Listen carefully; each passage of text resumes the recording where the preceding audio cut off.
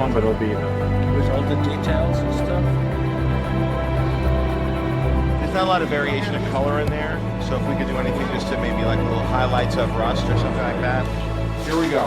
And roll sound. Sounds good. Hey, Mark. And action. Robert. Robert really wanted to play Tony Stark, and I really wanted him to play Tony Stark. It wasn't the most obvious choice from a studio's point of view. Unfortunately, Marvel is a new studio with a lot of freedom. We weren't dealing with the classic studio system where they have their lists that they generate. There was a lot of freedom to cast the best person for the role, because fortunately with Marvel movies, the image of the superhero is in fact the big draw, the big star. And they've learned that they've had a lot of success in the past when they've hired people who are good, interesting actors and relied upon the name of the brand itself to sort of be the thing that becomes the rallying cry from a commercial standpoint. You then are able to try to make the best movie possible. How dare you refuse the great objects of God?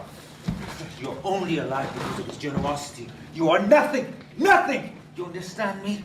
People have drawn parallels to the character in his own life, but that wasn't by any means the decision or part of the criteria by which we chose him. He's a tremendous American actor who has an incredible body of work, and I think has the personality of Tony Stark.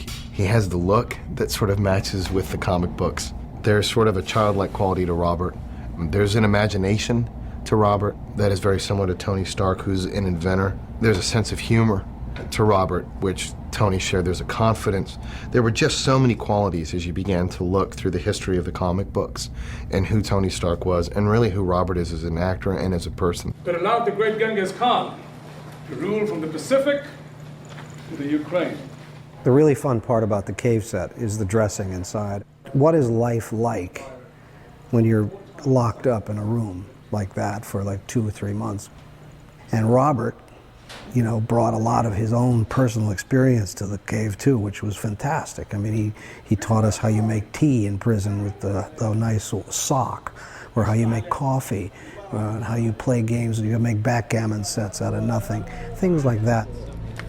With Robert in the Iron Man suit, we tried to keep it at a minimum for him. We'd try and keep it at a partial suit for him so he could do his acting, because it's so restrictive in that suit. And then we would let, you know, ILM fill in those blanks where the suit would be full.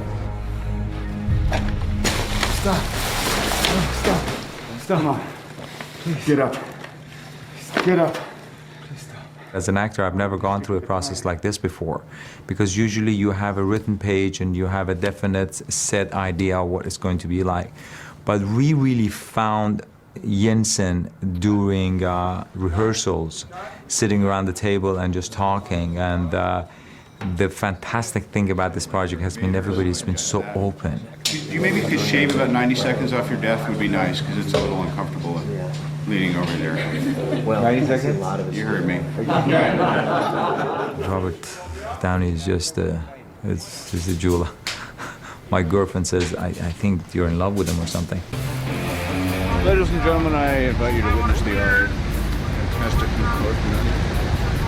new. We like to keep them a bit wet, as they look even more fantastic.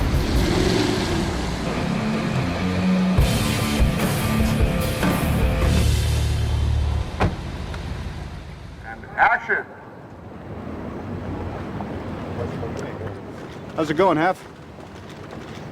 Oh, sorry. Thought you were someone else. It's okay. I get this all the time.